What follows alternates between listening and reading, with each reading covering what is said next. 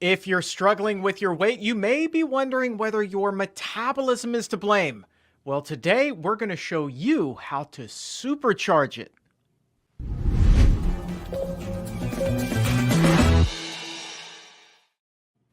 Welcome to the Exam Room Live, brought to you by the Physicians Committee. Hello, I am the weight loss champion, Chuck Carroll. Thank you so very much for watching and downloading in more than 150 countries and making the Exam Room one of the most consumed nutrition podcasts anywhere on the planet today. Now, listen, I don't have to tell you that a sluggish metabolism, it can set you back on the scale, and it can even take a toll on your health. Well, today, though, is all about getting you some help. We are going to do a metabolism deep dive, how to speed it up, why it slows down, and when it slows down. Hello, age, and then what you need to power it back up. And our guest today is the author of the book, The Power Foods Diet, that can help you trap, tame, and burn calories for easy and permanent weight loss. He is a multiple-time best-selling author and a leading voice in nutrition. He is Dr. Neal Barnard. And you know, metabolism, when it comes to weight loss, it is a big part of that. So if there's a question you have for Dr. Barnard, post it in the comments or in the chat. We'll get to as many as we can when we open up the doctor's mailbag. And with that, we open up the conversation. And welcome Dr. Barnard back to the Exam Room Live. Great to see you, sir. Well, hi, Chuck. It's great to be with you today. It's great to have you here. Metabolism, a hot topic always when it comes to weight loss. I remember Dr. Barnard being overweight and thinking that, yeah, despite the fact that I was eating all of this unhealthy food, I really did have a slow metabolism, and that was why I was so heavy. How much credence is there to that line of thought?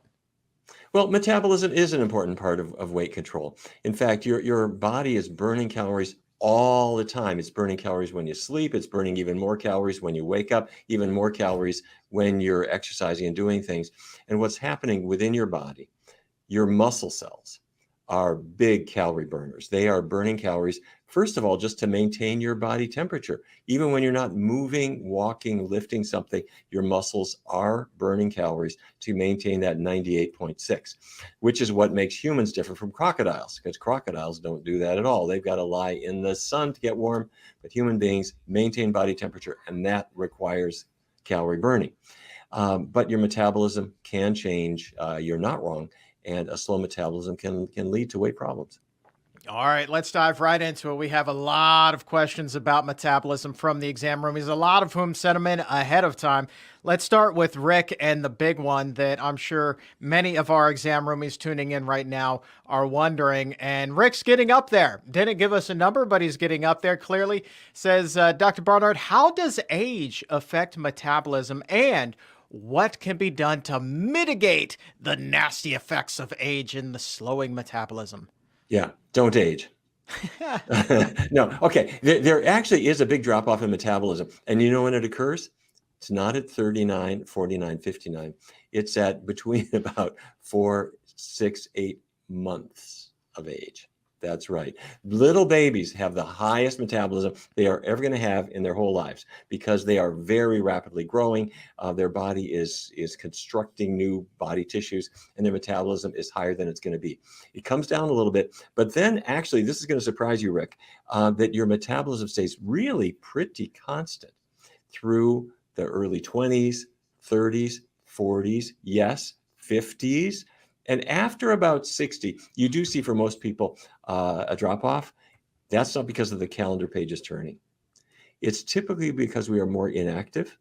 We've lost muscle mass. And if you don't have muscles, you don't have your calorie burners. That's probably the big thing. All right, well, let's talk about, because it seems to me that the drop off there is much later than a lot of us thought. And I think that some of us feel like we were just born with slow metabolism. Like it's just in our DNA. Matter of fact, Kimmy wondering about that. What role do genetics play in determining a person's metabolism? Genetics do play a big role. There are some people, and by the way, I should say genetics play a role in many aspects of weight control. Your appetite set point can be in part genetically determined, but so can your metabolism to a degree. But Chuck, maybe this is what the callers are thinking about too, is that sometimes our metabolism is slowing down, and it has nothing to do with the biological clock. It has nothing to do with age. What it has to do with is, as the years go by, fatty foods that we have been gradually eating day by day contribute fats into the muscle cells, and they interfere with the muscle's ability to burn calories. Specifically, what they do is, as that, we call it intramyocellular lipid, builds up in the cell, that's fat inside a muscle cell. As it builds up, glucose, which is the fuel the muscle cells want to burn, it can't get in anymore because the cell is now filled with fat. So that can happen over time, but that's not the calendar page it's turning. And you will see that. You could see that before kids get their high school diploma. So let me ask you this. We know that intramyocellular lipid is a big contributor to diabetes. Are people who are living with diabetes then more prone to having a slower metabolism? Yes, and sort of the reverse is also true, that the same weight or the same issues where the fat is getting into the muscle cells, that means that the sugar can't get in, so their diabetes tends to eventually become diagnosed. But the same thing, but by the same token, if the sugar isn't getting in, it's staying in the blood. In the blood, it cannot be burned. It can't contribute to your metabolism. To be able to burn it, what we do is we get the fat out of the diet. As we do, the fat that's been building up in the muscle cells for years starts to dissipate.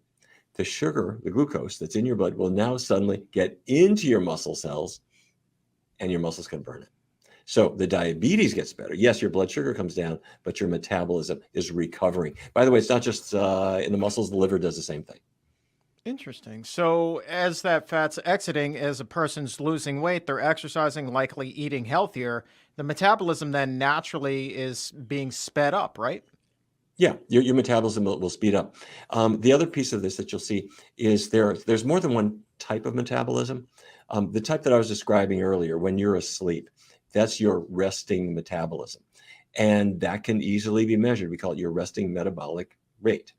That varies depending on the time of day, and it varies from person to person. But there's another chunk of metabolism that you can change really rapidly. And it's your after meal metabolism, sometimes called postprandial, which is just a fancy word for after meal, postprandial metabolism, or called the thermic effect of food. The reason it's called the thermic effect of food is you eat a meal. The nutrients from that meal are going in, they are starting to go into your muscle cells and going into other cells of your body. Your cells are doing work absorbing them. They are getting in there, they're getting burned, and your metabolism ramps right up. And you can measure it for 3, 4, 5 hours after the meal, a much more rapid metabolism. And the degree to which your metabolism rises depends on what you ate at that meal. Angela is wondering if we could do a little bit deeper dive into, you were talking about muscles being really key here. And so she's kind of wondering, well, if I go to the gym and I'm on the treadmill and I see like this really big muscle bound person pumping iron, is their metabolism going to be higher than mine because they have bigger muscle mass? Yes, it Wow. will. And let's say you're 85 years old, you're in the nursing home, and you're thinking, what am I going to do? Because I'd like to ramp up my metabolism. Even then, if you give your muscles work to do, they gradually increase in size, and your metabolism is proportional to that.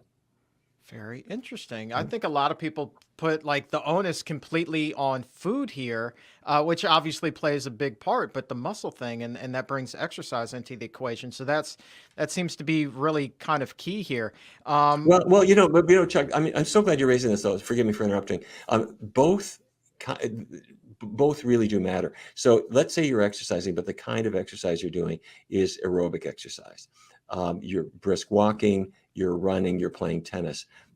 That will burn calories acutely, and your metabolism will rise because of the physical activity. However, you notice most runners don't have massive musculature.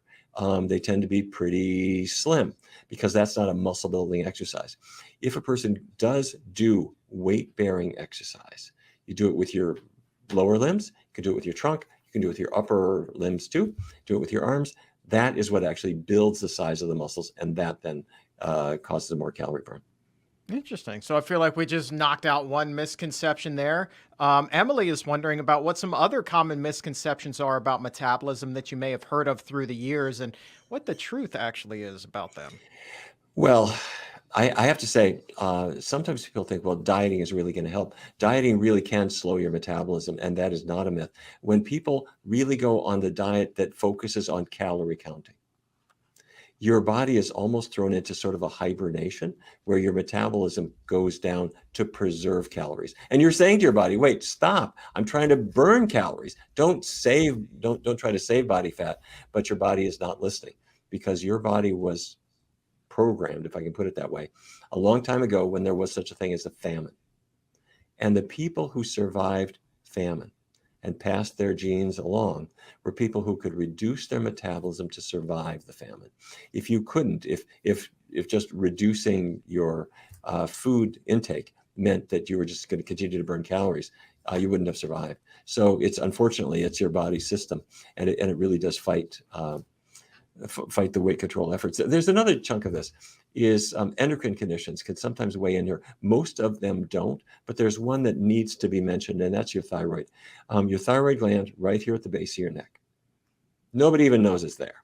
It's kind of this Clark Kent of the endocrine world, but it is in fact a Superman because it causes your body to ramp up its calorie burning speed.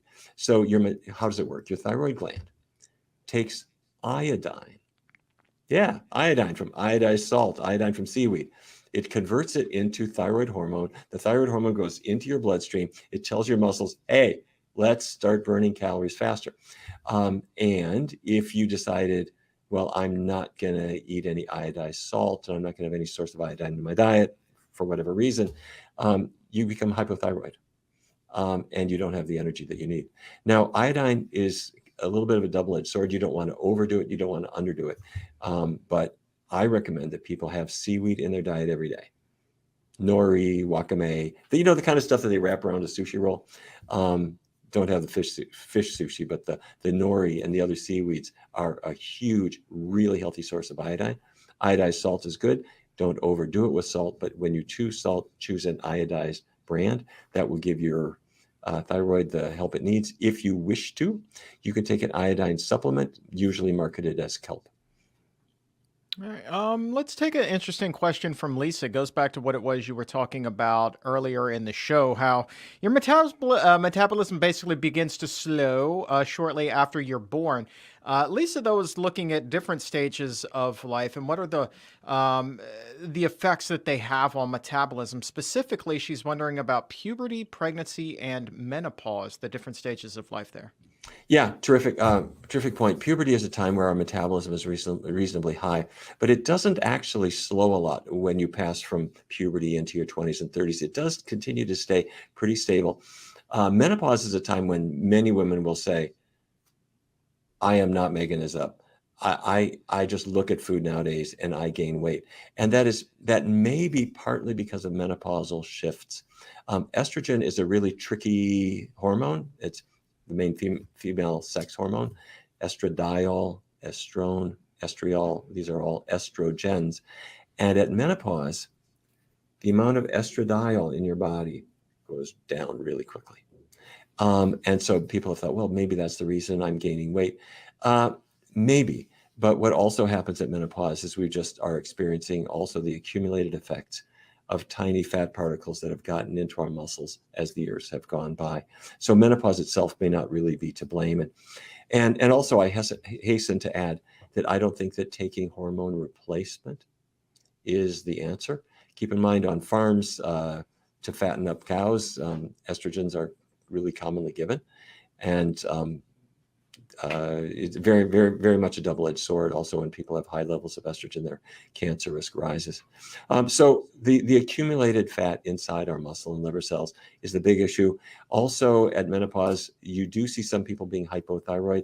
That's really an issue of partly the iodine that I mentioned. Partly, it can also relate to the accumulated effects of foods that we have consumed. In fact, if you don't mind, Chuck, let me just give you a little bit of more information on this, because here in the US, most people are getting enough iodine, so their thyroid has that. but their iodine, their thyroid gland is getting attacked by antibodies. What's happening is you consume dairy, milk, cheese, yogurt. The proteins in the dairy are perceived by the body to be a foreign invader, like a virus. Your body recognizes them as that. It's a foreign protein, but it's not a virus, but your immune system attacks it. Antibodies form to attack it, and those same antibodies attack your thyroid gland. That's called Hashimoto's thyroiditis. And that actually is the most common form of hypothyroidism here in the United States. So that's a big reason, and we often see that midlife. Let me go back and ask you about the pregnancy part of Lisa's question. I know, and I am certainly not the right person to be asking this question. Never been pregnant, never will be pregnant, don't even have a child. Nonetheless, there is this idea out there that when a woman is pregnant, she's eating for two, she can eat whatever she wants. If there is that philosophy that is applied, how detrimental could that be to her metabolism? Or do we even know what happens to a woman's metabolism during pregnancy? Has that been studied? Well, she is eating for two. The thing to remember is one of you is extremely small. So it's not as if you're not, you're not eating for a Mack truck, okay? That baby is really small. And so the weight gain in pregnancy should be moderate. It shouldn't be excessive. But the funny thing is that our tastes during pregnancy do get a little crazy sometimes. That appetite can get tricky. And so people may tend to overdo it a little bit with certain foods, and the weight that's gained during pregnancy is sometimes really hard to lose. But pro tip, breastfeed your baby.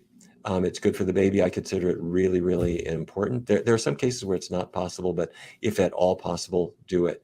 Go to La Leche League or talk with an older sister or a cousin or your mother, because the awkwardness or discomfort that is often kind of at the beginning of breastfeeding, it'll typically melt away and you will be really happy you did it. Why am I talking about that in a metabolism program? Because when women breastfeed, they lose their excess weight more readily. It's good in many ways, and it's the best darn thing you can do for your baby. Your baby also is more likely to be healthy when the baby is breastfed. All right, let's grab a question from Manny, wondering what are the long-term effects of having slow metabolism if somebody doesn't address the issue? Well, if you have slowed metabolism that just continues, you are going to see continued weight gain that tends not to get reversed. It tends to continue. And also you'll feel it. I mean, other people feel fine. You feel cold. You may notice also that your hair and skin don't seem very healthy. So a slow metabolism is not really healthy to maintain. All right, and boosting it back up, Brian is wondering, this is something that I've heard virtually my entire life, that eating small, frequent meals is critical for keeping metabolism up. Is there truth to that notion? Well, you would think so, because after a meal, your body is absorbing the nutrients, and that does ramp up the metabolism. I was describing this earlier as the thermic effect of food. So every meal you have, every snack you have, does have a metabolic effect. Here's the problem with that reasoning, is you're also taking in calories to make it happen. So frequent small meals sounded like a great idea, but when they've been put to the test, they don't really lead to healthy weight loss.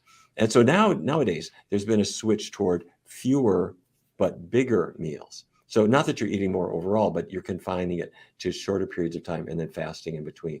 Now, when I say fast, I mean you're just not eating overnight. But instead of having 8 or 10 small little meals during the course of the day, this kind of grazing thing that was being researched a lot in the 80s and 90s. Now people are looking at more meal timing and having the meals earlier in the day and more calories packed in that time. Well, let me ask you this. I remember being overweight at one point and thinking that eating more frequently was going to be my ticket to a healthier future. And I was working at a Mexican restaurant at the time, not Taco Bell. But every 2 hours, I thought that I had to eat. And so we had these little mini tortillas, and I would roll the kid-sized burrito. And it was always like a pork burrito or a beef burrito or something like that, with a little bit of rice and beans, guacamole, all the good stuff in there. At the time, I thought. And so I thought that that was really going to help me out. Really did not lose a whole lot of weight doing that. If a person were to eat that kid-sized burrito, pork, beef, whatever the case may be, probably not doing themselves a lot of favors based off of what it was you just described. And there, it's not necessarily just a timing issue, but it's also the type of food that a person is eating. If it's the pork, if it's the beef, you're getting that load of animal fat, 9 calories in every gram of fat going into your body. So it's very dense calories. And regrettably, the same is true with the guacamole, because the avocado is one of those very few fruits that's also quite high in fat. And if vegetable oils are added as well, what you're doing is you're just packing in a lot of calories. So let's say a person does want to eat more frequently. Best choices: get a banana, get an apple, get an orange, get some berries. The fruits tend to be good in the fact, great sources of complex carbohydrates and natural healthy sugars that will stimulate your metabolism, and they are not even remotely calorie dense. To kind of put a fine point on this, researchers did a study of apples, and they asked people to eat 3 apples a day. Now, nobody does that in reality, but they said, no, this is research. We're going to test it. And what they showed is that by having 3 apples a day, people didn't gain an ounce. You would think adding all that food, you would gain weight. Didn't gain weight at all. In fact, they lost weight. Why? It's got a lot of water. It's got a lot of fiber. The calories that it does have are in the form of natural sugars and complex carbohydrates. So best thing for your metabolism. All right, let's stick with the Mexican fare. A lot of people have a burrito, they have a taco. What do they want with it? A nice cold cerveza. Stephen is wondering whether alcohol consumption can impact a person's metabolism. I'm going to break your heart here. Slows it down. Yeah. So yes, alcohol has a lot of issues, and it can slow your metabolism in addition to the other negative effects that it has. So if you wanted to have something, yes, have that cocktail, have it be virgin, or just have a nice glass of water. All right, interesting question coming to us from Patrick. I've never even thought about this one. Maybe you have. How do environmental factors affect metabolism? Wondering specifically here about cold temperatures and high altitudes. So I'll just say hello, Denver, as we ask this. Oh my goodness sakes. Well, cold temperatures, needless to say, what happens when you're cold? You feel it. You're shivering. Shivering is not something we do voluntarily. It's one of these kind of clumsy mechanisms that your body figured out to use your muscles to make your muscles burn calories faster. That's what shivering is. It's an involuntary muscular activity to just increase calorie burn. So yeah, your metabolism will ramp up with cold temperatures. With higher altitudes, I haven't seen evidence on that.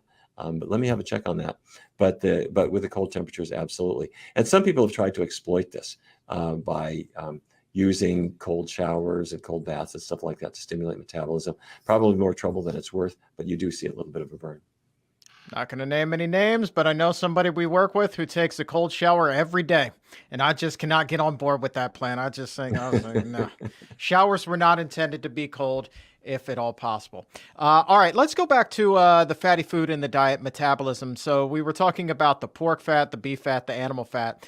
Willie is wondering, though, about healthier fats, such as those found in avocados, nuts, and olive oil. What effect may they play in boosting a person's metabolism?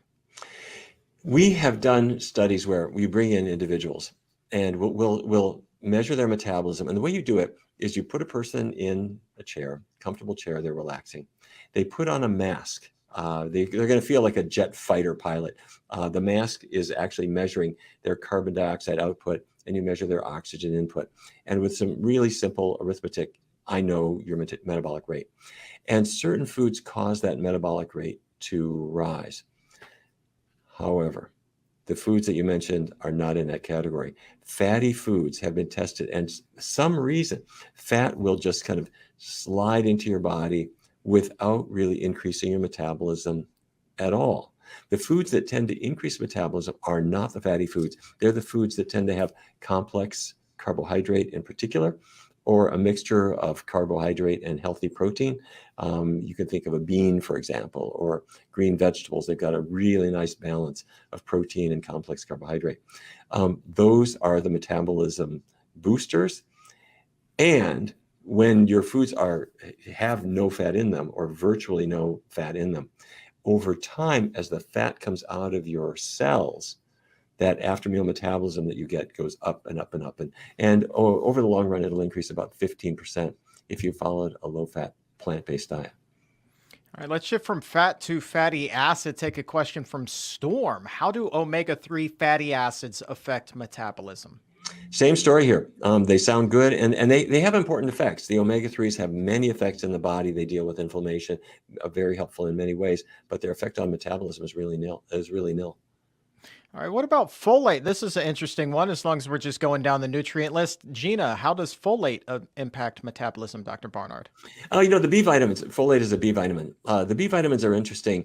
Folate, I'm not so sure that the effect on metabolism is really particularly hot, but its cousin is vitamin B12, which we talk about all the time. It's something that vegans need to take. Frankly, everybody needs to take vitamin B12. B12 does seem to be a little bit of a metabolism booster. With folate, not so much. How much of an impact? You say just a little. Are we talking like 1%, 2%? Is it really scant? Of your metabolism increase? Yeah, With the B12? B12. Yeah, I don't think it's really been studied enough for people to actually quantify it. But what we've seen is that there does seem to be somewhat of an effect on it, which has been a little bit surprising, because we really thought that the resting metabolism was not going to change much unless you had more muscle mass. The one that really is easy to change is the thermic effect of food after the meal, but the B12 may well affect resting metabolism. But my suspicion, Chuck, is that the change is rather modest. Oh, by the way, don't race out to the store and get an enormous amount of B12 to do this. The amount that your body needs is minuscule. The amount you need is 2.4 micrograms. That's the RDA for adults. You go to the store, you look at how much is in the foods, and you don't see any that say 2.4. They say 500, 1,000, 2,000, 10,000. Okay, that's a lot.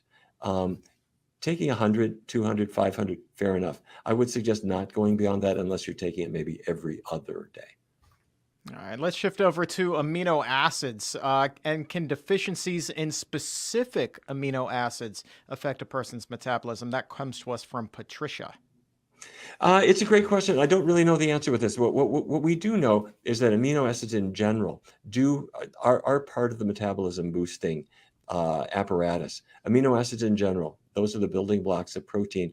And the foods that stimulate the after meal calorie burn are foods that are mixtures of amino acids, ideally from plant sources, along with healthy complex carbohydrate. That's really the combination. And by the way, when you're looking for amino acids, let me suggest not getting them from animal products. That was the old thinking, but Harvard researchers put that to the test. They thought, if animal products seem to have such great protein, what's the health benefit? And by observing people over a long period of time, they discovered that people who would switch to plant proteins, plant sources of amino acids, they tended to have substantially less mortality. So yes, get your amino acids, get them from plants. Which seems to hint toward how you might answer this next question about dairy proteins. Comes to us from Bell, and how dairy protein can in fact affect metabolism as well.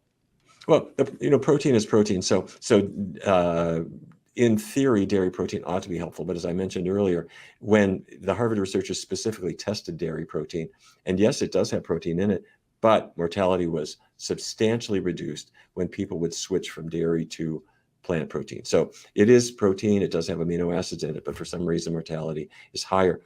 The other thing about dairy, though, that really ought to be said is that it's just asking for to harm your metabolism two ways. The number one nutrient in dairy is sugar, lactose sugar. The number two is fat. Those are not going to help your metabolism at all. And dairy products are one of the few sources of estrogens in the diet. Dairy comes from a cow. Cows make estrogens. The estrogens get into the milk, and the milk is turned into ice cream or cheese or whatever. The estrogens are there. But what's really bad is that on every dairy in the world, the animals are artificially inseminated annually. They are milked well into the next pregnancy. They are making estradiol all the time, and the amount that gets into the milk goes up and up and up the longer they are milked into the pregnancy. So this is of concern to kids You're giving milk to your kid, your son, your daughter, is getting estradiol from a cow. It's not on the label. It's always there. But now you're 20 or you're 30 or you're 40 and you're consuming estradiol in dairy. And this has really become of great concern in recent years because of the new evidence showing links between dairy and breast cancer. All right, let's stick with a few more here. Sharon, how do foods that have a lot of iron in them, like spinach and red meat, influence metabolism? Would I be correct in assuming, not to scoop you here, but you're going to have kind of two separate answers based upon the spinach and the red meat? Well, red meat has a lot of iron in it. It really does. And iron does play important roles in metabolism. Here's the problem is that the iron that's in red meat, there's a certain kind called heme iron, and it defies your abilities to regulate it. If you're high in iron already, it still just comes right in, and that can cause all kinds of metabolic derangements. It increases the risk, we believe, of brain disorders, particularly dementias, but it also increases the risk of cardiovascular disease, which we've known for a long period of time. Now, let's say you're going to be Popeye instead. Get your iron from spinach. You've given yourself a huge gift because in spinach, and in fact, in all plants, the iron is in a better form. It's called non-heme iron, and your body will absorb it better if you're low in iron. If you're low in iron, your body says, bring more of that in. The non-heme iron, it can regulate. If you're already iron overloaded and you're at risk for cardiovascular disease and the other things we described, your body can say, what's all this non-heme iron coming in? I don't need it now. Your body can keep it out. So with the animal sourced iron, the heme iron, you can't regulate it. It just comes into your party uninvited. But with the plant-based iron, you can regulate it. So get your iron from plants, skip the meat. You do need iron for metabolic functions, but you don't need an excess, and the plants are the best source. All right, interesting question from Roseanne. We'll take just a couple more. Can certain spices and herbs boost metabolism? And if so, which are the most effective? The one that's probably been studied the most is cinnamon. Cinnamon is a curious thing. It does contain an aldehyde chemical. Aldehydes are a broad chemical category, and there is one in cinnamon, which the cinnamon researchers named cinnamaldehyde. But what's important about it is that it goes down your digestive tract, and it attaches to a certain receptor in your digestive tract. And when it does, it triggers the release of adrenaline in your bloodstream. So the adrenaline goes in your blood, and that turns your metabolism up just a little bit. So in research studies, people have used this, and they've shown that people taking cinnamon on a daily basis, your average person has cinnamon every 3 weeks on their toast or something, but people who are using it every day in a significant amount could lose about 7 or 8 pounds in about a 16-week period. Now, the amount that they used to do that was a teaspoon per day, which may be more than you'd want, but you get the idea that cinnamon is a metabolism booster. Ginger also. Ginger contains a similar compound that will seem to be a metabolism booster. And maybe everybody's had this experience. People may not know what capsaicins are, but they know what they do. You're back at your Mexican restaurant, and you had a few too many jalapenos on your bean burrito. And maybe 5 minutes later, sweat kind of breaks out on your forehead, and you suddenly think, is it warm in here or is it just me? It's not just that they burn your tongue, but they actually do turn on thermogenesis. So the capsaicins, which make the hot peppers hot, have that effect. If you went to the store and you got a bell pepper, same family, no capsaicins, no burn. Really doesn't do it. It doesn't increase your metabolism. It's proportional to the hotness of the pepper. It works if they're pickled. The pickled ones, fine. The fresh ones, same story. Satish, what impact do foods that have a lot of antioxidants have on metabolism? We were talking about fruits earlier. I know a lot of those, especially the blueberry that you've been talking about a lot recently. That's an antioxidant powerhouse. So what's the connection there with the metabolism? Yeah, several antioxidants. The blueberries have anthocyanins in them. Carrots have beta carotene. It's also in sweet potatoes and frankly, any orange food. Mangoes, papayas have a little bit of beta carotene in them. Tomatoes have lycopene. That's what makes them red. The antioxidants, for whatever reason, are associated with weight loss. We believe it's because they play metabolic roles in the body. And with blueberries in particular, what we think is happening is that they seem to have a couple of different effects. They might reduce appetite, but they also do seem to be metabolism boosters. Pro tip, take those blueberries, put them in a muffin. When the muffins come out of the oven, don't slather them with butter because it's going to undo your effects. You know, your metabolism will rise, but the effect of all those added calories isn't going to help you a lot. And Chuck, that's really kind of the issue here, is that we've talked about healthy foods, and there's a lot of them. But if your average person just mixes up healthy foods and unhealthy foods, they never get the benefit. So you get the unhealthy ones out, bring the healthy ones in, and that is the answer. So you're saying if I eat a salad and then eat a Big Mac after that, the salad's not going to offset the effects of the Big Mac? Yeah, or the big tragedy that you're going to see at Denny's and every place else is you ordered a salad. And the salad comes to you, and the salad is covered with all this shredded cheese. You know, your grandparents never knew about cheese on a salad. Somebody came up with that, you know, maybe around 1998 or something like that. And they thought, cheese is not a salad ingredient. All right, let's end with fruit juices. Michelle, how do they impact metabolism? And follow up to that, is there a difference between the concentrated stuff that comes in a can that you make at home and the fresh squeezed varieties? The concentrated and the fresh squeeze are probably about the same, but here we may be exonerating juice because up until now people have said, don't eat juice. It's loaded with sugar and that's going to be a problem. You should have the whole fruit instead. And you'll hear people saying schools shouldn't serve juice and don't have it at home. Maybe. Harvard researchers looked at the different foods associated with weight loss as time goes on. And among these were citrus fruits, including not just the whole orange, not just the whole grapefruit, but the juices too. What I'm saying is that the juice was associated with weight loss as well. Yes, they are filled with sugars. The glycemic index of them is not all that terribly high, meaning it's not going to spike your sugar that much. So I'm going to give juices a not guilty verdict. Just out of curiosity, would you also then give sodas a pass? As long as we're sticking with beverages here. Okay, soda's really a fascinating area.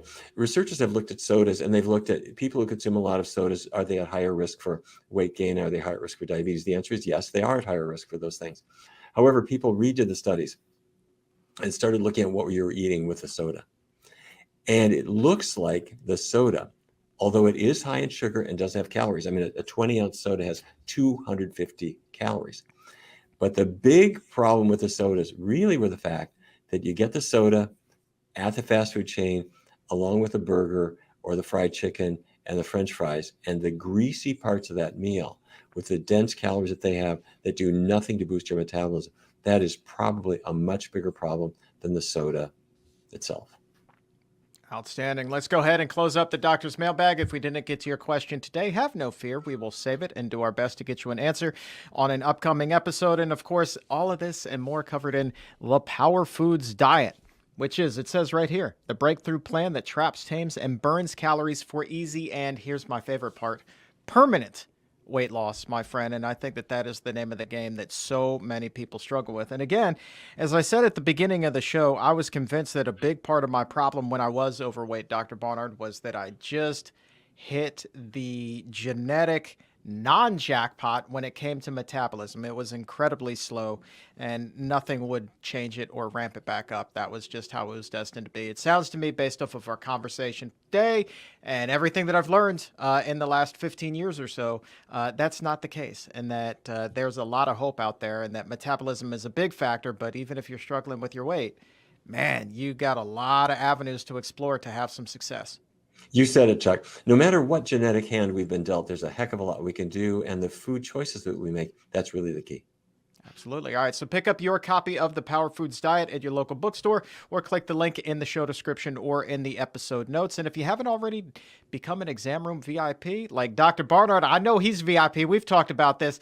Head over to pcrm.org/exam room VIP. Sign up today. Absolutely for free. Be the first to know when we're doing our big live shows like we just did with the Power Foods Revolution at the National Press Club in Washington, D.C. Just had another show up in Toronto with Dr. Michael Greger. And who knows what the future is going to hold, but you will be the first to know if you become an Exam Room VIP. So click that link as well. And also, Dr. Barnard, can't wrap up today without saying a huge thank you to our friends at the Gregory J. Ryder Memorial Fund for their continued support of the Exam Room podcast and us abroad here at the Physicians Committee, because the Gregory J. Ryder Memorial Fund supports organizations just like ours that are carrying on the love that Greg had for animals by promoting plant-based health and working to end animal abuse while also emphasizing programs that promote systemic change and benefit us human beings as well. They're doing a lot of good. So I encourage you to check out their website at gregoryryderfund.org. That's Gregory Ryder, spelled R-E-I-T-E-R, fund.org.